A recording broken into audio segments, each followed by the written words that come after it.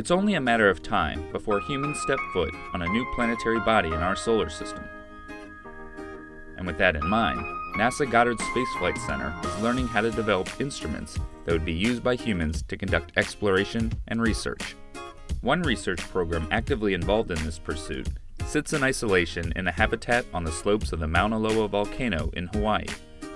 It's called HI-SEAS, and the Mars-like conditions and geology of the landscape allow the crews there to perform field tests and experiments that give a mission simulation an extra dose of realism. Today, scientists from NASA Goddard are nearby, deploying an instrument known as the mini-LHR, which measures methane and carbon dioxide in the atmosphere.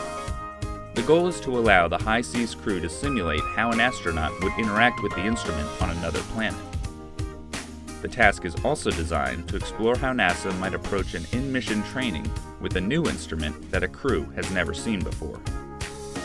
This HI-SEAS adventure, therefore, has numerous components for NASA to monitor, and it all begins with the crew making the long trek over the old lava flows to the site of the mini-LHR. Once there, the team will get the instrument working so that it can start its actual data collection.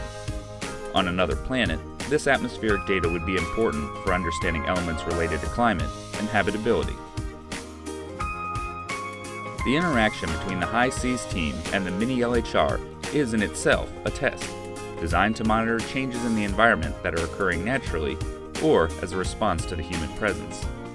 By participating in this type of fieldwork study, NASA Goddard's instrument field team is making great strides towards the larger mission of getting humans on the surface of another planet. And as the HI-SEAS crew can attest, doing so is no easy walk in the park.